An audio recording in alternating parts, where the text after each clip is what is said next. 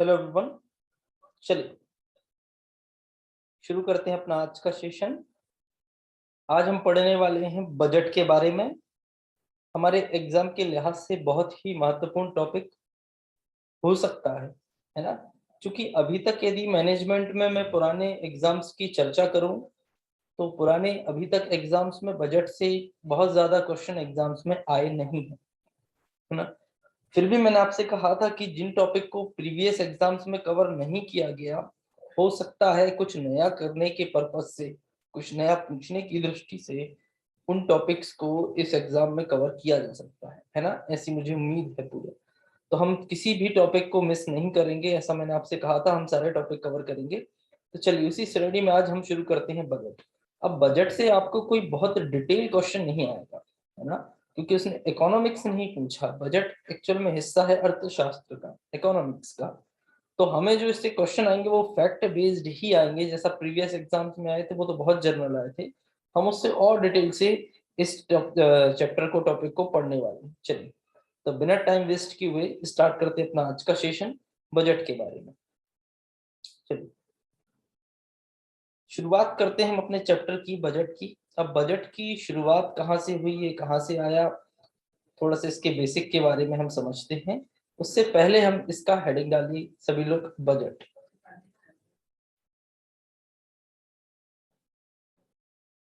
अब बजट है क्या, इसके बारे में हमको समझना पड़ेगा। अब एक्चुअल में बजट जो है वो कोई शब्द है नहीं, वो बनाया हुआ शब्द है। बजट शब्द का मतलब तो कुछ और ही होता है, और जो ये काम करता है वो कुछ और ही है ना। इसलिए हमारे संविधान में बजट शब्द का उल्लेख कहीं नहीं आता। पहला क्वेश्चन है आपके लिए, क्या संविधान में, भारतीय संविधान में कहीं बजट शब्द का उल्लेख किया गया है? तो पूरे संविधान में कहीं ये शब्द नहीं आया। क्यों? क्योंकि ये शब्द एक्चुअल में एग्जिस्ट करता नहीं है ना। जिस जो इसका अर्थ है वो इसके काम से बिल्कुल भी मैच नहीं करता। अब आप कहेंगे सर ये क्या बात कर रहे हैं। चलिए, तो उसके लिए हमें चलना पड़ेगा बजट के इतिहास में, और हम उन्हीं फैक्ट्स की चर्चा करेंगे जो हमारे एग्जाम के लिहाज से इंपॉर्टेंट। वन बाय वन मैं एक एक फैक्ट को आपके लिए एक्सप्लेन भी करता चलूंगा, हम नोट भी करते चलो, ठीक है। चलिए, तो सबसे पहले मैं बजट शब्द की यदि हिस्ट्री पर चर्चा करूं आपसे, तो बजट, मैंने आपसे कहा था कि बजट कोई शब्द एग्जिस्ट करता नहीं है एक्चुअल में।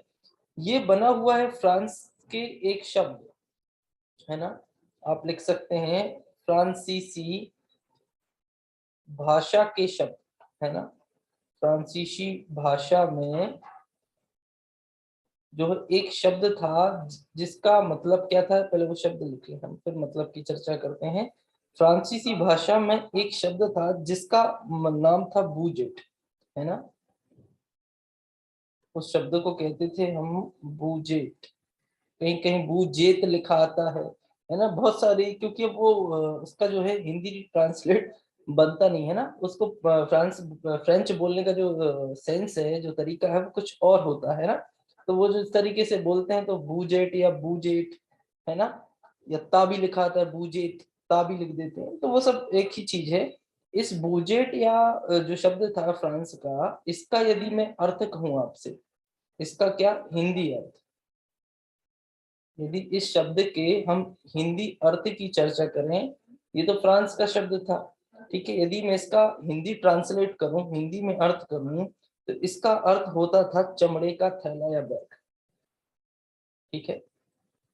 चमड़े का थैला, या जिसको हम बैग कहते हैं, ठीक है। ये इसका अर्थ होता था कि चमड़े का थैला या बैग। किसका अर्थ था ये? बूजेट का। तो सर इस चमड़े के थैले या बैग से जो है बजट कहाँ से आया? अब इसके पीछे इतिहास है बजट का। ये तो मैंने इसकी उत्पत्ति बताई शब्द की, कि जो बजट शब्द है ये कहाँ से इंट्रोड्यूस हुआ, कहाँ से ये आया। तो ये फ्रेंच भाषा का शब्द था जो था बूजेट। उस बूजेट से जो है क्या बना? बजट। अब ये बजट जो है जिसका मतलब था चमड़े का थैला या बैग, ठीक है, इस बूजेट को ही उन्होंने बजट कहा एक्चुअल में, ठीक है। असली शब्द था बूजेट, उसको कहा गया बजट। अब इसके पीछे हिस्ट्री या इतिहास क्या है, इस शब्द के पीछे हिस्ट्री जो जुड़ी हुई है उसको हम यहाँ समझते हैं।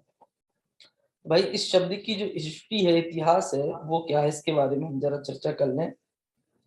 हम इतिहास की चर्चा कर रहे हैं, किसकी? इस शब्द की, ठीक है।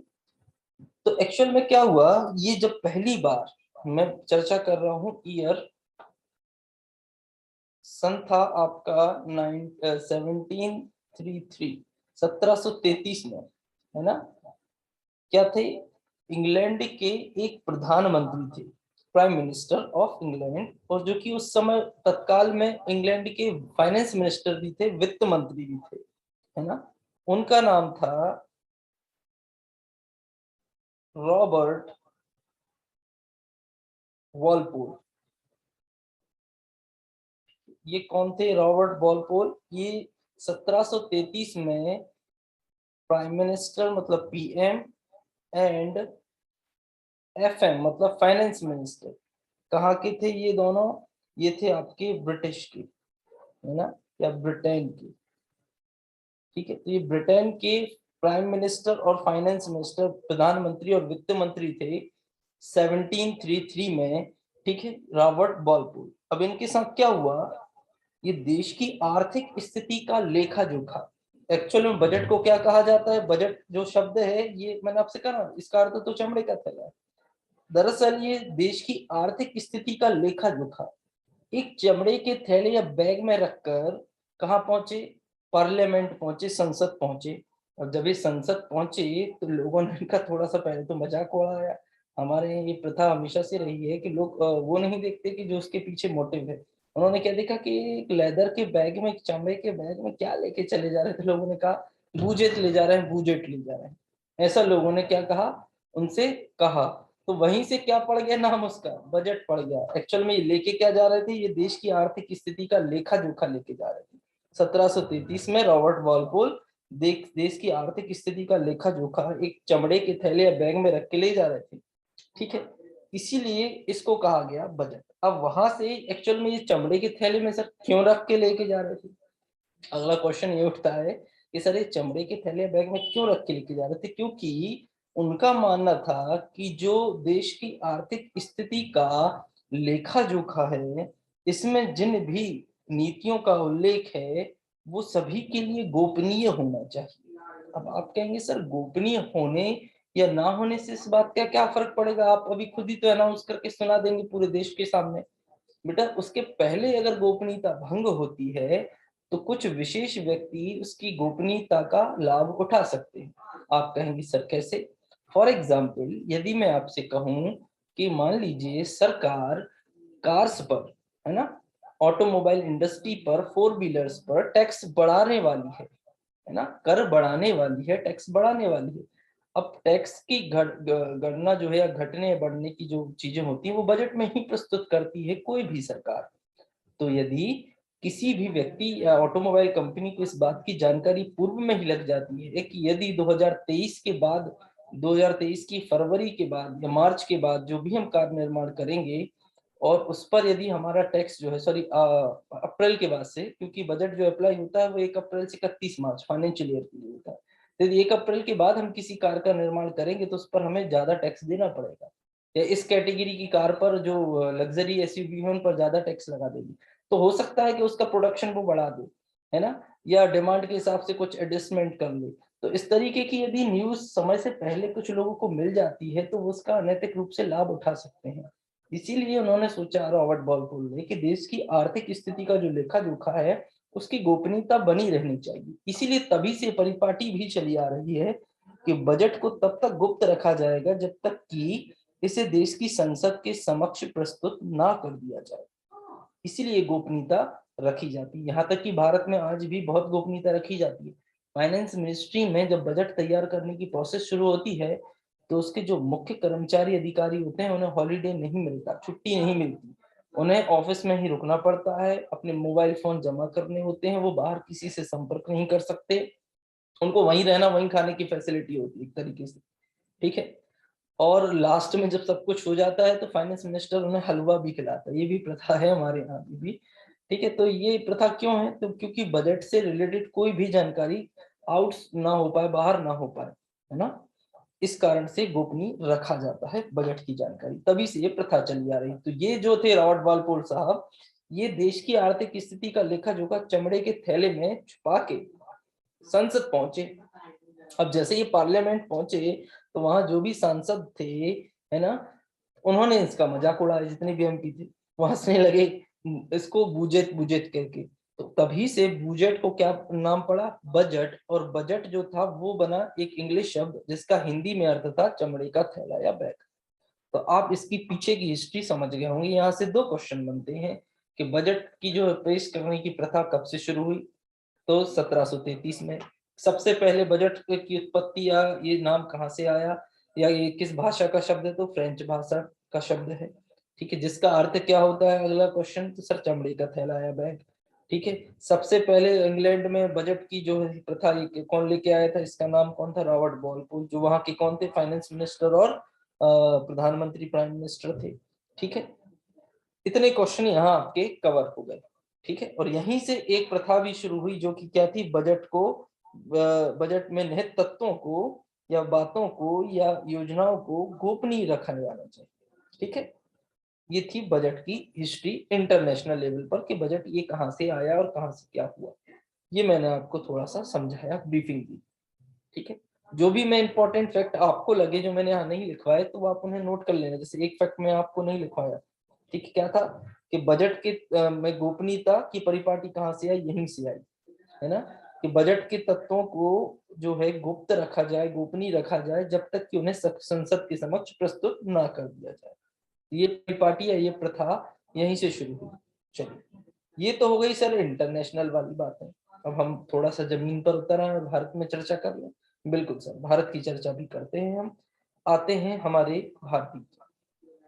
अब भारत, जैसे आप सभी को पता है कि हम औपनिवेशिक अर्थव्यवस्था थे, किसके लिए, ब्रिटेन के लिए। सर औपनिवेशिक क्या होता है, औपनिवेशिक अर्थव्यवस्था का मतलब होता है वह अर्थव्यवस्था, वो इकोनॉमी जो दूसरों को लाभ पहुंचाती है। शॉर्ट में समझ लीजिए, मैं बहुत गहराई में नहीं जा रहा औपनिवेशिक अर्थव्यवस्था में।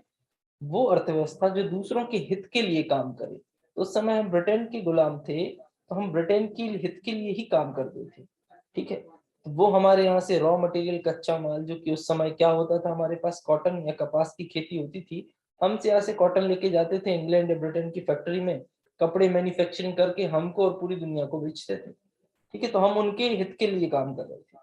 ठीक है, तो एक्चुअल में बजट की जो प्रथा थी, पहला क्वेश्चन उठता है कि भाई भारत में सबसे पहले बजट किस, जो है आप कह सकते हैं किस लॉर्ड के या किस के शासन काल में बजट भारत में आया, है ना, या भारत में किस अंग्रेजी हुकूमत या किस अधिकारी का शासन था। ठीक है, जब भारत में बजट सबसे पहले प्रस्तुत किया गया। ठीक है, ये क्वेश्चन आपसे पूछा जा सकता है कि ब्रिटिश भारत में प्रथम बजट किसने प्रस्तुत किया या किसके कार्यकाल में प्रस्तुत हुआ। ठीक है, अब यहाँ दो क्वेश्चन बनते हैं, भाई कार्यकाल किसका था और प्रस्तुत किसने किया, ये दोनों व्यक्ति अलग अलग थे। तो अब मैं चर्चा कर रहा हूँ भारत में बजट की, हिस्ट्री में ही है अभी। सबसे ज्यादा क्वेश्चन आपको हिस्ट्री से ही मिलेंगे आपके एग्जाम में। भारत में बजट, मैंने आपसे वापस कहा बजट जैसा कोई शब्द होता नहीं है, हम इसे आय व्यय का लेखा जोखा कह सकते हैं, है ना, या आर्थिक स्थिति का लेखा जोखा किसी भी देश की। बजट कोई वास्तविक शब्द होता ही नहीं।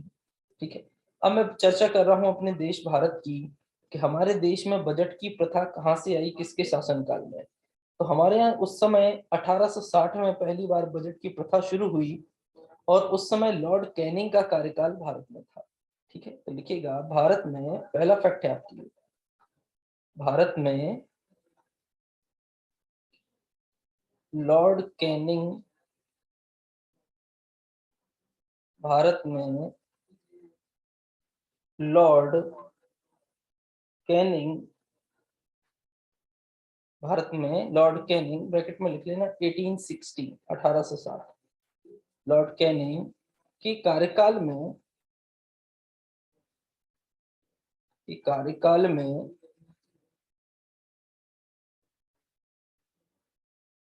प्रथम बार बजट प्रस्तुत किया गया।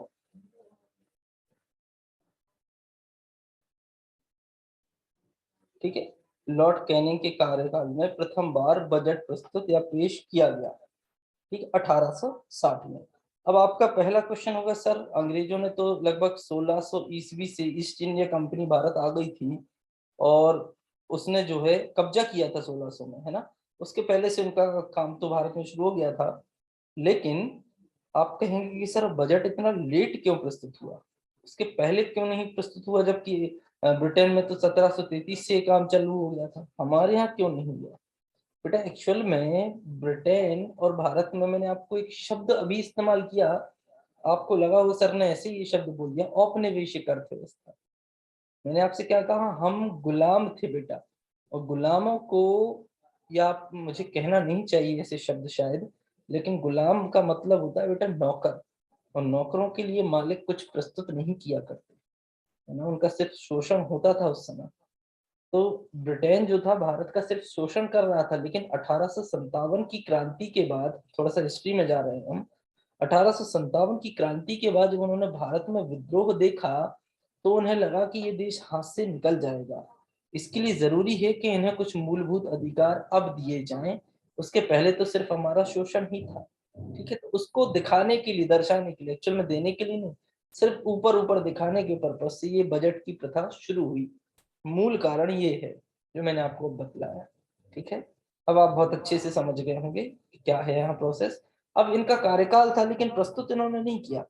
इनके कार्यकाल में एक वित्तीय सदस्य थे जिनका नाम था जेम्स विल्सन। इन्होंने सबसे पहले भारत का बजट प्रस्तुत किया, कब, 1860 में। तो लिखेगा, पहली बार कार्यकाल इनका था, है ना। तो भारत का प्रथम बजट, भारत का प्रथम बजट 1860 में जेम्स विल्सन, याद नाम रखना इंपॉर्टेंट है, जेम्स विल्सन ने प्रस्तुत किया। तो भाई जेम्स विल्सन जी ने सबसे पहले 1860 में बजट प्रस्तुत किया। ठीक है, अभी तो हम सर क्या थे, गुलाम। अब गुलामी में बजट चलते रहे क्रमशः। और सर हमको आजादी कब मिली, हमको सर आजादी मिली 15 अगस्त 1947 को। बिल्कुल, यही वो डेट थी जब हम आजाद हुए। और आजादी के पश्चात अब भाई स्वतंत्र भारत का पहला बजट। बजट तो ये था, लेकिन ये गुलाम भारत का था, परतंत्र भारत का था। ठीक है, मैं बात कर रहा हूं स्वतंत्र भारत का। तो स्वतंत्र भारत का पहला बजट कब प्रस्तुत हुआ और किसने प्रस्तुत किया। ठीक है, तो मैं चर्चा कर रहा हूं भारत का स्वतंत्र भारत का पहला बजट। क्वेश्चनों की डिफरेंस देखिएगा, जो ऊपर लिखा है वो गुलाम था उस समय भारत। स्वतंत्र भारत का पहला बजट 26 नवंबर 1947, ठीक है, को भारतीय वित्त मंत्री को भारतीय, अब हम आजाद हो चुके हैं तो वित्त मंत्री हमारे, भारतीय वित्त मंत्री, भारतीय वित्त मंत्री, इनका नाम था आर के षणमुखन, आर के षणमुखन चेट्टी। कई कई जगह इनको शेट्टी भी लिख दिया जाता है ना, शेट्टी ने एक्चुअली वो चेट्टी था। आर के षणमुखन चेट्टी ने प्रस्तुत किया, आर के षणमुखन चेट्टी ने प्रस्तुत किया। ये कब का था सर, ये था सर स्वतंत्र भारत का पहला बजट। तो स्वतंत्र भारत का पहला बजट 26 नवंबर 1947 को आर के षणमुखन चेट्टी ने प्रस्तुत किया। इस समय भारत का संविधान बनाया जा रहा था, आपको जानकारी होगी इस बात की, संविधान में आपने शायद कहीं पढ़ा होगा। चलिए, अब भाई भारत का संविधान बन गया, और जैसे ही संविधान बना तो सर भारत जो है वो गणतंत्र कहलाने लगा। इसलिए अगला इंपॉर्टेंट क्वेश्चन होता है कि भाई गणतंत्र भारत का पहला बजट कब प्रस्तुत हुआ। ठीक है, तो लिखिएगा, गणतंत्र गणतंत्र हम कब हुए थे? 1950 में, संविधान जब लागू हुआ। तो गणतंत्र भारत का पहला बजट किसने प्रस्तुत किया? गणतंत्र भारत का पहला बजट जॉन मथाई ने प्रस्तुत किया। गणतंत्र भारत का पहला बजट जॉन मथाई ने प्रस्तुत किया। भाई आजाद भारत का आर के षणमुखम चेट्टी ने 26 नवंबर 1947 को गणतंत्र भारत का पहला बजट जॉन मथाई ने पेश किया। ठीक है, ये बेसिक हमारे यहाँ पर कुछ क्वेश्चन हुए। अब चर्चा करते हैं भाई, अब संविधान लागू हो गया, हमने संविधान को भी लागू करा दिया, तो भाई संविधान के किस अनुच्छेद में बजट से संबंधित अधिकार दिए गए?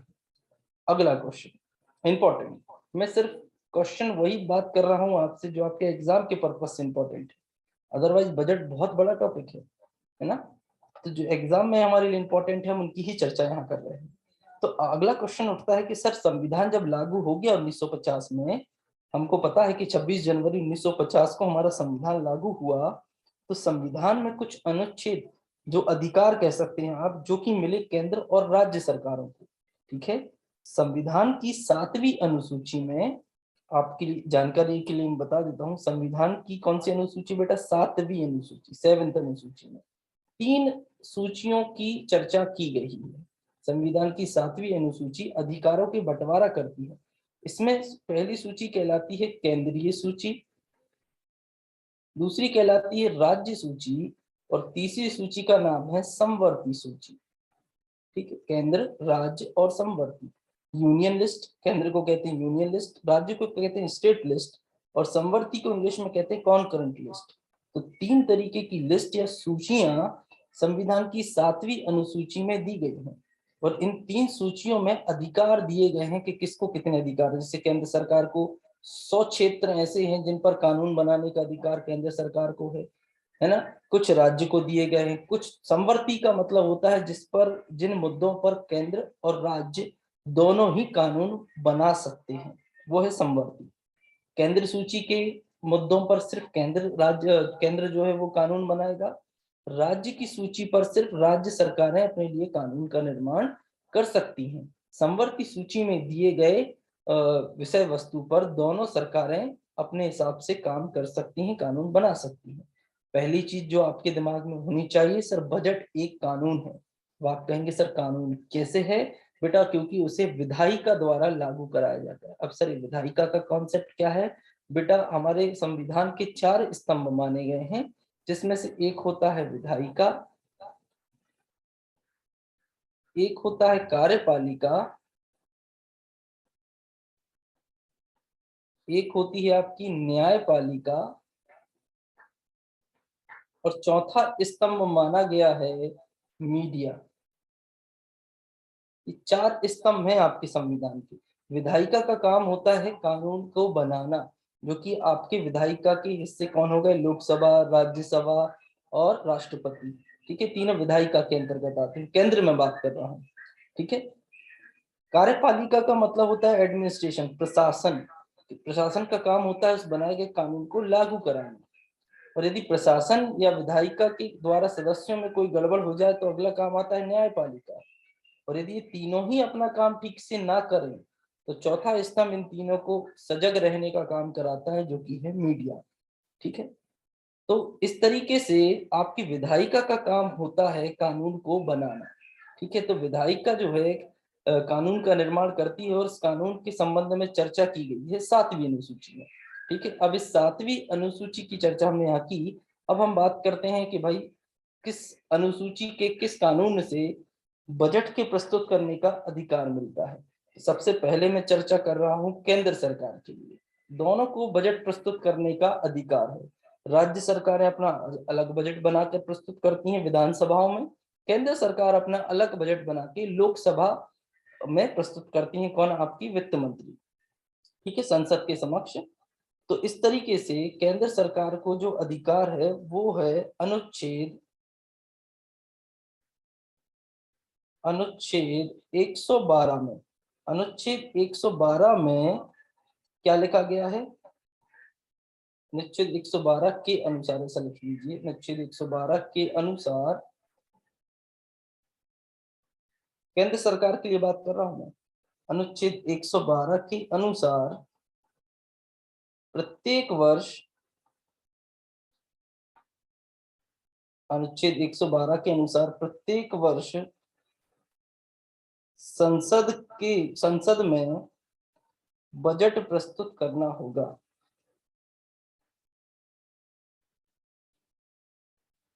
अब एक्चुअली में वहां बजट नहीं लिखा, मैंने आपके लिए लिख दिया है। वहां तो क्या लिखा है? आय व्यय का लेखा जोखा, है ना। बजट कहीं नहीं कहा जाता, याद रखिएगा। बजट की, मैंने आपसे वापस कहा, बजट जैसा कोई शब्द संविधान में कहीं लिखा ही नहीं गया है, ठीक है। इसलिए बजट को, बजट एक्चुअल में सरकारें नहीं कहती हैं, बजट को एक आय व्यय का विवरण पत्र कहा जाता है ना, या आय व्यय का लेखा जोखा, आप कुछ भी कह सकते हैं। बजट जो है इस्तेमाल नहीं होता शब्द। क्यों नहीं होता, इसको मैंने हिस्ट्री में आपको बतला दिया कि वो शब्द का अर्थ होता है चमड़े का थैला, है ना। तो बजट एक्चुअल में कोई शब्द निरूपित नहीं करता, लेकिन हम उसे कहते बजट ही है, इसलिए मैंने बजट लिख दिया। अनुच्छेद में कहीं बजट शब्द नहीं आया। अब एक्चुअल में ये लिखने का पीछे दो कारण, कि भाई केंद्र सरकार को कहाँ से पावर मिलता है बजट प्रस्तुत करने का। तो संविधान के अनुच्छेद 112 में उन्हें यह अधिकार दिया गया है कि प्रत्येक वर्ष उन्हें संसद में आय व्यय का विवरण पत्र प्रस्तुत करना होगा। अब यहाँ सर एक झोल है। सर क्या झोल है बेटा? उसमें डेट नहीं लिखी। क्या नहीं लिखा? समय नहीं लिखा कि कब, किस तारीख को, कितने समय आपको बजट प्रस्तुत करना होगा। इसीलिए हाल ही में जब कांग्रेस हटी हमारी 2014 के बाद, और आपकी वर्तमान बीजेपी सरकार सत्ता में आई, तो उसने जो है बजट को प्रस्तुत करने की तारीख बदल दी। बजट को वैसे प्रस्तुत होता था उससे पहले फरवरी माह की अंतिम तारीख, फरवरी कभी 28 की हो तो 28 फरवरी, 29 की हो तो 29 फरवरी बजट को प्रस्तुत करने की तारीख हुआ करती थी। लेकिन इन्होंने आके बिना किसी सुधार के, बिना किसी जो है अमेंडमेंट के, संशोधन के, सिर्फ तारीख बदल दी। अब आप कहेंगे, बहुत से लोगों के मन में क्वेश्चन है कि ऐसे कैसे कर दिया, अपने मन से डेट बदल दी। अपने मन से नहीं बदला, संविधान में कहीं लिखा ही नहीं गया। उनमें लिखा गया कि प्रत्येक वर्ष में संसद में आय व्यय का विवरण पत्र केंद्र सरकार को प्रस्तुत करना होगा। अब उसकी तारीख क्या होगी वो केंद्र सरकार जाने, केंद्र सरकार की इच्छा पर निर्भर है ये चीज, है ना। तो सरकार को कब प्रस्तुत करना है ये इसकी स्वयं की इच्छा है, इसीलिए वो डेट को बदल सके बिना किसी संशोधन के। ये गहराई वाला प्रश्न था, ठीक है। चलिए, अब यही अधिकार राज्य सरकारों को कौन से अनुच्छेद में प्राप्त है भाई? यदि हम राज्य सरकार की बात करें तो यही अधिकार, आय व्यय का विवरण पत्र प्रस्तुत करने का अधिकार राज्य सरकारों को अनुच्छेद 202 में मिलता है। अनुच्छेद 202 जो है राज्य सरकारों को प्रत्येक वर्ष अपने राज्य की विधानसभा और विधान यदि परिषद है तो, है ना, कुछ कुछ राज्यों में विधान परिषद भी हुआ करती है, ये आपको जो है संविधान को पढ़ाते समय आपने पढ़ा होगा। तो वहां प्रस्तुत करना होता है राज्य सरकार को, जिसका अधिकार या पावर उन्हें अनुच्छेद 202 के अंतर्गत मिलता है। हमारे दो क्वेश्चन यहाँ फिर कंप्लीट हो गए कि भाई राज्य को कब किस में अधिकार, 202 में, केंद्र को अनुच्छेद 112 में। समय कहीं वर्णन नहीं है कि कितने बजे कैसे करना होगा। इसी के लिए आपका अगला क्वेश्चन बनता है समय के ऊपर ही, है ना। अब एक क्वेश्चन तो मैंने आपको बता दिया कि भाई मोदी सरकार ने जो है आपका डेट चेंज कर दी थी, है ना। समय भी पहले ये नहीं था। आपका जो समय था बजट को प्रस्तुत करने का, वो 1999 के पहले आप कह सकते हैं शाम के समय था, है ना। शाम के समय बजट प्रस्तुत किया जाता था 1999 तक, है ना। अब 1999 के बाद से इस समय को चेंज किया गया, उसके पीछे की हिस्ट्री आपको सुनाऊंगा, पर पहले हम इस फैक्ट को लिख लें तो ज्यादा बेटर है। लिखिएगा, यशवंत सिन्हा वित्त मंत्री थे, है ना, भारत के। यशवंत सिन्हा ने 1999 में, 1999 में बजट को प्रस्तुत करने का समय बजट को प्रस्तुत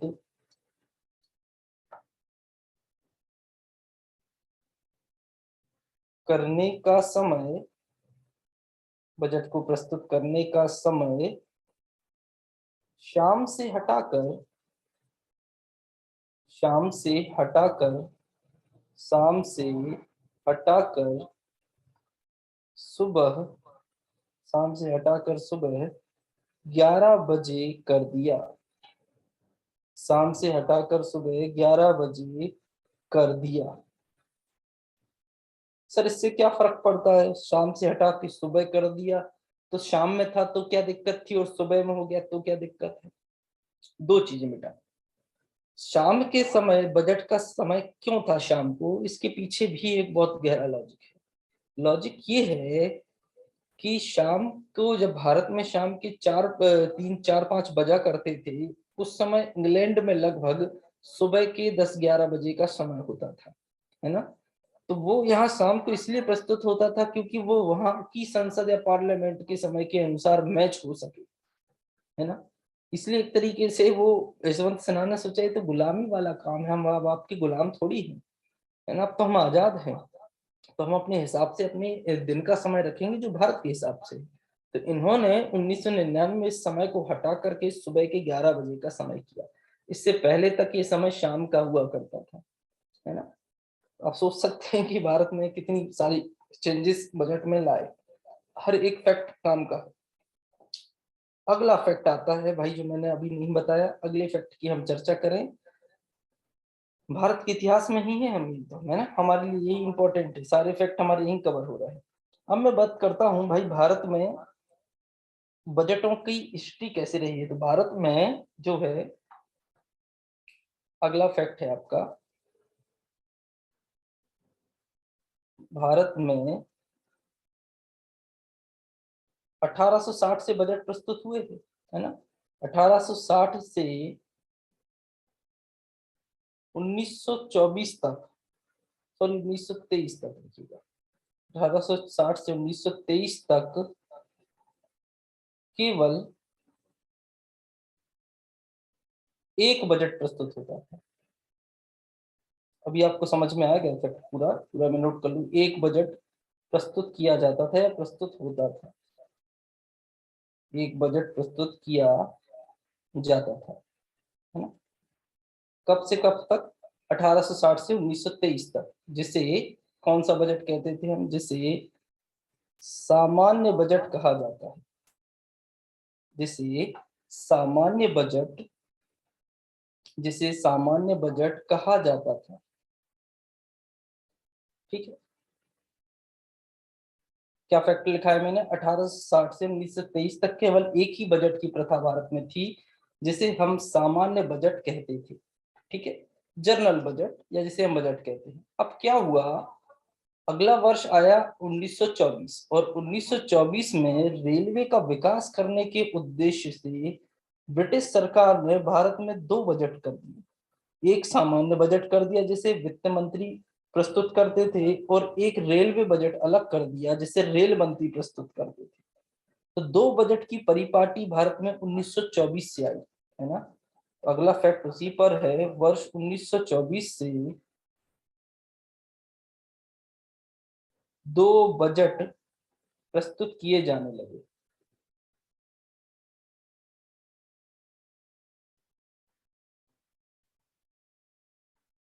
कौन कौन से? तो सर पहला था सामान्य बजट, पहला बजट कौन सा था? सामान्य बजट, जिसको कौन प्रस्तुत करेगा? वित्त मंत्री, ठीक, फाइनेंस मिनिस्टर। दूसरा बजट हुआ करता था आपका रेलवे बजट, रेलवे बजट। अब रेल अंग्रेज कहते हैं कि भारतीयों के हित के लिए लेके आया बेटा, वो स्वयं के संसाधनों को, इधर से भारत के संसाधनों को ब्रिटेन ले जाने के पर्पज से रेल लाए थे एक्चुअली, है ना, ताकि उनको जो है आवागमन में दिक्कत ना हो, है ना। तो रेल मंत्री रेल बजट को प्रस्तुत करते थे। ठीक है, तो ये दो बजट की परिपाटी भारत में आई। अब इस पर फैक्ट सिर्फ इतना ही नहीं बनता कि कब से आई, कौन सी कमेटी की अनुशंसा पर, किसने रिकमेंड किया था कि भारत में जो है सामान्य बजट और रेल बजट को अलग कर दें। ऐसा ही तो हो नहीं गया होगा, किसी ने उसकी अनुशंसा तो की होगी। तो सर यहाँ अनुशंसा करने वाली एक समिति थी या कमेटी थी, उस कमेटी का नाम था विलियम ऑकवर्थ कमेटी। यहाँ लिखिएगा, सर विलियम ऑकवर्थ। कई कई बार इनका सिर्फ ऑकवर्थ सरनेम ही आता है कि किस समिति की सिफारिश पर दोनों बजट को अलग किया गया था। तो विलियम ऑकवर्थ समिति या कमेटी की रिपोर्ट के आधार पर, विलियम ऑकवर्थ कमेटी की रिपोर्ट के आधार पर क्या किया गया, इन दोनों बजट को अलग अलग किया गया था, है ना। सामान्य बजट अलग और रेलवे बजट अलग। वापस से 2 से 3 क्वेश्चन फिर बन गए। ठीक है, भारत में कब से कब तक एक बजट की परिपाटी रही पूर्व में इतिहास में? तो 1860 से 1923 तक एक बजट, सिंगल बजट प्रणाली थी। 1924 से 2 बजट की प्रणाली, किसकी अनुशंसा पर? सर विलियम ऑकवर्थ समिति की। कौन कौन से थे वो बजट? सर सामान्य बजट और रेल बजट। सामान्य बजट को कौन प्रस्तुत करता था? वित्त मंत्री। रेलवे बजट को कौन? रेल मंत्री। चलिए यहां तक अगर क्लियर है, और आगे बढ़ते हैं। अब क्या हुआ सर? सर दोनों बजट चलते रहे, कोई दिक्कत नहीं आई। कब तक सर चलते रहे? सर ये दोनों बजट चलते रहे 2016 तक। ठीक है, 2016 तक कोई प्रॉब्लम किसी भी बजट को लेकर के कहीं नहीं आई। वित्त मंत्री और आपके रेल मंत्री दोनों बजट को अलग अलग प्रस्तुत करते रहे। फिर वर्ष आया 2017, आपकी वर्तमान बीजेपी सरकार ने केंद्र में वापस से एक ही बजट कर दिया। वर्ष 2017 में रेलवे बजट का विलय। अब विलय किसका हुआ? रेलवे बजट का। विलय का मतलब होता है शामिल हो जाना, मिल जाना। 2017 में रेलवे बजट का विलय या मर्जर जिसे हम कहते हैं, सामान्य बजट में कर दिया गया। रेलवे बजट का विलय सामान्य बजट में कर दिया गया। रेलवे बजट का विलय सामान्य बजट में कर दिया गया। इसका मतलब अब वापस से सारे बजट एक ही हो गए, कोई बजट नहीं है। रेलवे बजट और सामान्य बजट सब एक हो गया। अब उसको हम सामान्य बजट ही कहते हैं। रेलवे बजट का समाप्त हो गया कार्यक्रम। दोनों बजट मतलब सारे बजट को सिर्फ वित्त मंत्री ही वर्तमान में प्रस्तुत करता है। सर किसकी अनुशंसा पर? मोदी जी की अनुशंसा पर, है ना। उन्होंने किसी कमेटी का गठन नहीं किया, सेल्फ डिसीजन है कि बजट को समाप्त कर दिया जाए। ठीक है, यहीं से इसके पश्चात से उन्होंने समय जो है क्या कर दिया था आपका, एक वर्तमान में भारत में 1 फरवरी को बजट प्रस्तुत किया जाता है। ठीक है, अब बजट का जो है अभिप्राय कितने समय के लिए होता है? तो बजट जो है मुख्य रूप से 1 वर्ष के लिए होता है, जो कि एक वित्तीय वर्ष के लिए होता है। क्या सर बजट एक कानून है? बिल्कुल, बजट एक कानून है। क्यों? क्योंकि वो भारत की विधायिका के द्वारा मंजूर उसे किया जाता है। अब बजट सर किसके कारण बनाया जाता है? सरकार का आय व्यय बताना है तो जनरली बता सकती। बेटा बजट में योजनाओं की स्वीकृति लेना अनिवार्य होता है। भारत सरकार स्वयं से कोई काम नहीं कर सकती, उसे पार्लियामेंट या संसद की स्वीकृति चाहिए। कोई भी नया टैक्स ला रहे हैं, टैक्स की दरों में परिवर्तन कर रहे हैं, कोई नई योजना ला रहे हैं, विभिन्न विभागों पर खर्च कर रहे हैं, तो इसके लिए काम करता है। ठीक है, अब भारत में बजट को बनाने का काम कौन सा विभाग करता है? तो वित्त विभाग, फाइनेंस मिनिस्ट्री इस काम को करती है। और एक ही मंत्रालय दुनिया में ऐसा है जो स्वयं अपने लिए पैसा नहीं मांगता। वो कौन है? वो है वित्त मंत्रालय। वित्त मंत्रालय दूसरों को पैसा देता है। केवल एक ही मंत्रालय है जिसके पास इतना बड़ा पावर है पूरे देश की अर्थव्यवस्था को चलाने का, है ना। किसको कितना पैसा देना है, किस काम के लिए देना है, कितने समय के लिए देना है, सब कुछ निर्धारण फाइनेंस मिनिस्ट्री ही करती है। अब आप सोचेंगे सर एक तरीके से तो ये राजा हो गया, क्योंकि जिसके हाथ में पैसा उसके हाथ में सत्ता। बिल्कुल बेटा, इसलिए। लेकिन इनके पास एक ड्रॉबैक भी है। क्यों? क्योंकि वित्त मंत्रालय का स्वयं का कोई खर्च नहीं होता, अपने स्टाफ की सैलरी के अलावा फाइनेंस मिनिस्ट्री का कोई खर्च नहीं है। सिर्फ और सिर्फ आंकड़ों को इकट्ठा करना, उनके आधार पर योजनाएं बनाना और स्टाफ की सैलरी देना। वो सिर्फ दूसरों को पैसा बांटने का काम करता है कि किस विभाग को कितना चाहिए। ठीक है, तो इसीलिए इसके इतने अधिकार जो है इन्हें प्रदान किए गए हैं। चलिए, तो ये था हमारा क्या भाई, ये था हमारा बजट का थोड़ा सा हिस्ट्री पुरानी, है ना। अब हम थोड़ा सा बजट के प्रकारों के बारे में चर्चा कर लें कि भाई बजट होता कितने प्रकार का है। टाइप्स ऑफ बजट या बजट के प्रकार की चर्चा हम यहाँ कर लेते हैं। हमारे लिए सिर्फ इनकी हिस्ट्री ही काम की थी, सबसे ज्यादा क्वेश्चन हिस्ट्री से ही पूछे जा सकते हैं आपसे। मैं एक एक प्रकार को लिखूंगा और उसको एक्सप्लेन करूंगा, उसमें आपको अपनी सुविधा अनुसार जो भी नोट समझ में आए आप नोट करते चलिएगा, मैं आपको बताता भी चलूंगा। फैक्ट फैक्ट पहला होता है जिसे हम कहते हैं पारंपरिक बजट, इंग्लिश में कहा जाता है ट्रेडिशन बजट। ठीक है, पारंपरिक बजट क्या होता था? एक्चुअल में पारंपरिक बजट वो बजट होता था जिसका सिर्फ एक ही काम होता था कि भाई विधायिका का कार्यपालिका पर नियंत्रण। पूरे बजट का जो है मैंने आपको मोटिव बता दिया। पारंपरिक बजट या ट्रेडिशनल बजट जिसे कहा जाता है, इसका सिर्फ एक ही उद्देश्य होता था, ये पुराना बजट का सिस्टम है कि विधायिका का कार्यपालिका पर नियंत्रण। विधायिका मतलब संसद, कार्यपालिका मतलब अधिकारीगण। आपके समझने की दृष्टि से तो आप कह सकते हैं कि संसद का अपने अधिकारियों पर नियंत्रण, कि हमने आपको जो पैसा दिया है आप उसको व्यवस्थित तरीके से खर्च कर रहे हैं या नहीं। सिर्फ इसका ही जानने के पर्पज से इस तरीके के बजट जो है प्रस्तुत किए जाते थे। ये बजट का प्रारंभिक स्वरूप है। आप लिख सकते हैं यहाँ, आपको पता करना हो कि भाई पारंपरिक बजट का अर्थ क्या है, तो विधायिका का कार्यपालिका पर नियंत्रण। सिर्फ इतना लिखना, इसमें पूरा इसका मुद्दा ही क्लियर हो गया। ठीक, बजट का प्रारंभिक स्वरूप है। अब जब देखा गया कि इस बजट का सिर्फ इतना ही काम है, विधायिका का कार्यपालिका पर नियंत्रण, ये इस बात की तो चर्चा ही नहीं कर रहा कि भाई जो आपने जहां कितना धन खर्च किया है उससे क्या क्या परिणाम मिला। मान लीजिए प्रधानमंत्री आवास योजना पर या प्रधानमंत्री मुद्रा योजना पर केंद्र सरकार ने करोड़ों रुपए, 100-200 करोड़ रुपए खर्च किए, तो सरकार को ये मालूम तो हो कि जो हमने पैसा खर्च किया उससे बेनिफिट क्या मिला, लोगों को कितना लाभ मिला, कितनी राहत पहुंची। अगर ये आंकड़े बजट नहीं देगा तो वो बजट हमारे किसी काम का नहीं। तो जब देखा गया कि ये बजट उतना इफेक्टिव नहीं है, तो अगला बजट का टाइप निकल के आया जिसे कहा जाता है निष्पादन बजट। इसे क्या कहा गया? निष्पादन बजट। निष्पादन बजट एक्चुअल में इंग्लिश में कहते हैं इसे हम परफॉर्मेंस बजट। अब इसके नाम से ही इंग्लिश में सब कुछ स्पष्ट है। इंग्लिश में कहते हैं परफॉर्मेंस बजट, हिंदी में कहा जाता है निष्पादन बजट। ये बजट के एक फैक्ट हमारे काम का है। ये बजट सबसे पहले आया कहाँ था? तो अमेरिका में। ठीक है, कौन लेके आया था?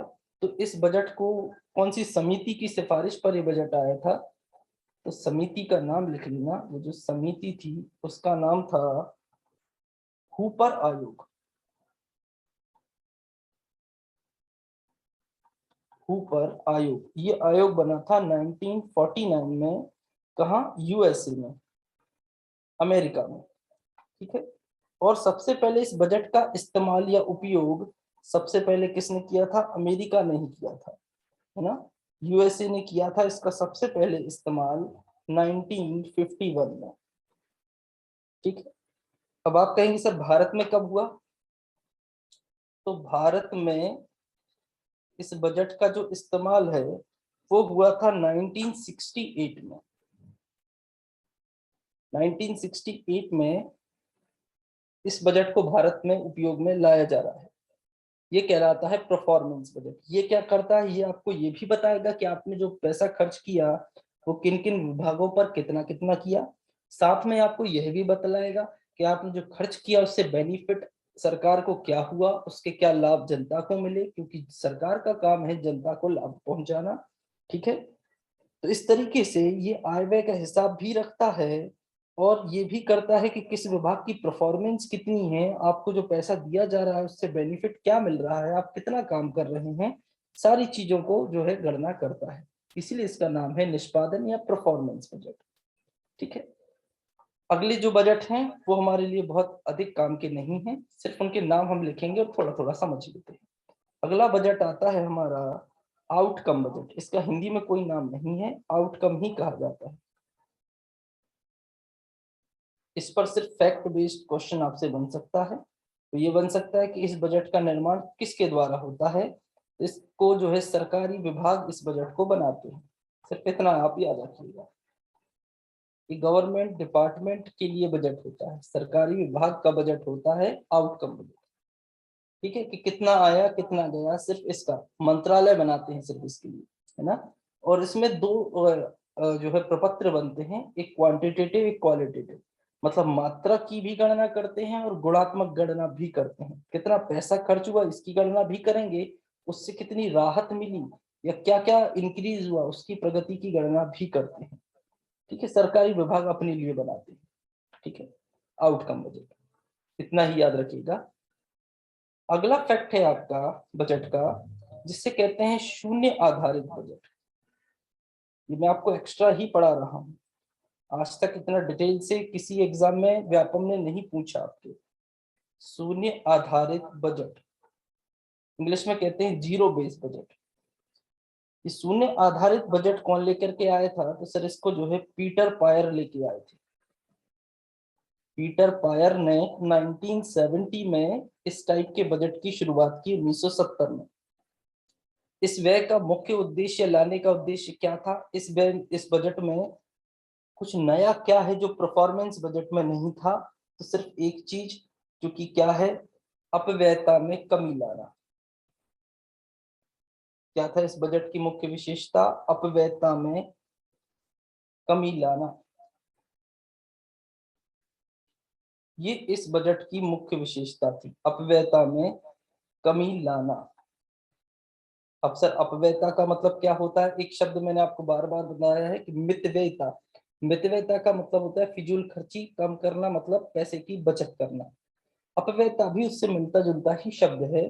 क्या होता है, जैसे मान लीजिए किसी विभाग में जरूरत है किसी काम को करने के लिए 100 रुपए की।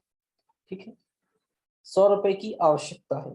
ठीक है, मान लीजिए 100 रुपए की आवश्यकता है, आपने किसी विभाग को वर्ष 2022 में 100 रुपए आपने दिए फॉर एग्जाम्पल। ठीक है, और वर्ष 2023 में आपने देखा कि यार वहां काम बाकी है, वापस से 100 रुपए दे देते हैं। ये आपकी गलती होगी। क्यों?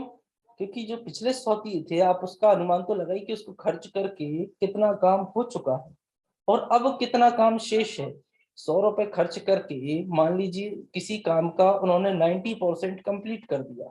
100 रुपए का उपयोग करके 2022 में 90% काम पूरा हो चुका है, और आप वापस 2023 में यदि 100 रुपए वापस दे दोगे तो मान लीजिए 100 में से सिर्फ उसको 10 की ही आवश्यकता है, तो 10 का वो काम कराएगा और बचे हुए 90 रुपए को मिसयूज करेंगे या भ्रष्टाचार में जाएंगे। उनका कहना था पीटर पायर का कि आप प्रत्येक वर्ष उस हर एक खर्चे की मद को, जो आप खर्चा करते हैं जिस भी चीज पर, उससे शून्य मानिए और फिर देखिए कि आप कितने की आवश्यकता है और फिर उतना ही पैसा उस विभाग को या उस काम के लिए अलॉट कीजिए या दीजिए। जैसे प्रधानमंत्री आवास योजना में यदि 4 लाख मकानों का लक्ष्य था और उसके लिए आपने 23,000 करोड़ रुपए दिए थे 4 लाख मकानों के लिए, और 4 लाख में से भी 3 लाख बन चुके हैं और 1 लाख सिर्फ बनाना शेष है, तो क्या वापस से 23,000 करोड़ देंगे? नहीं। आप उस मद को जीरो मानिए, देखिए कि अब कितने मकान बनाना शेष है, उसके अकॉर्डिंग पैसा लौट कीजिए ताकि अपव्ययता ना हो। शून्य आधारित का यही मतलब है, हर एक को शून्य मानिए, हर एक मद को, फिर वापस कैलकुलेट कीजिए। ठीक है, ये सिर्फ मैंने आपको बेसिक इसका समझाया। ठीक है, लास्ट टाइप का जो बजट बनता है उसको हम कहते हैं जेंडर बेस्ड बजट या लिंग आधारित बजट। हिंदी में कहा जाता है लिंग आधारित बजट या gender based budget, sorry, gender based budget या लिंग आधारित बजट। अब ये जेंडर बेस्ड बजट या लिंग आधारित बजट क्या होता है? सबसे पहले इस तरीके का जो बजट है विश्व में, वो ऑस्ट्रेलिया में आया था। ठीक है, ऑस्ट्रेलिया में सबसे पहले इस तरीके का बजट आया था 1984 में, जेंडर बेस्ड बजट। ठीक है, जेंडर बेस्ड बजट का मतलब मुख्य काम था महिला सशक्तिकरण को बढ़ावा देना, वुमेन एम्पावरमेंट।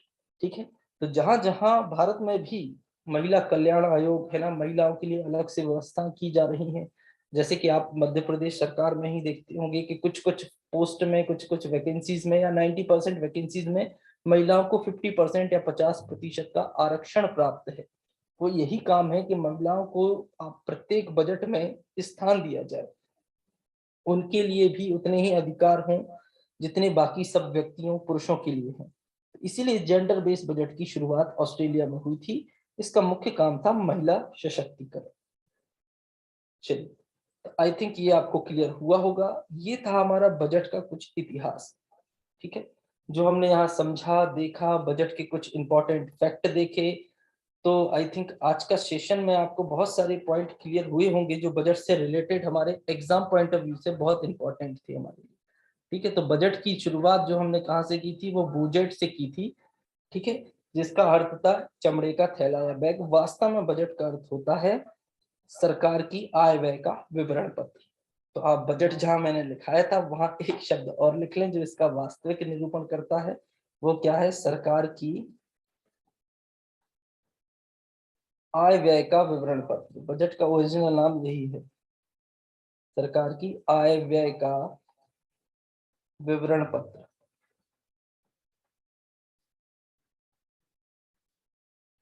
इसी शब्द से संविधान में से संबोधित किया जाता है। कहीं पर भी बजट शब्द उपयोग में नहीं लाया गया है। उसका अर्थ भी मैं आपको समझा चुका हूँ। तो आज तक बजट से सिर्फ एक या दो ही क्वेश्चन एग्जाम्स में आए हैं, पर हमने बजट की हिस्ट्री में जाके हमारे फैक्ट बेस्ड क्वेश्चन देख लिए जो शायद एग्जामिनर हमसे पूछ सकता है। ठीक है, चलिए, तो ये था आपका बजट का बेसिक। तो आज हम अपने लेक्चर सेशन को यहीं फिनिश करते हैं। मिलेंगे कल अगले सेशन में। Thank you everyone. किसी का कोई डाउट हो तो कमेंट कीजिएगा, व्हाट्सएप कीजिएगा। Thank you.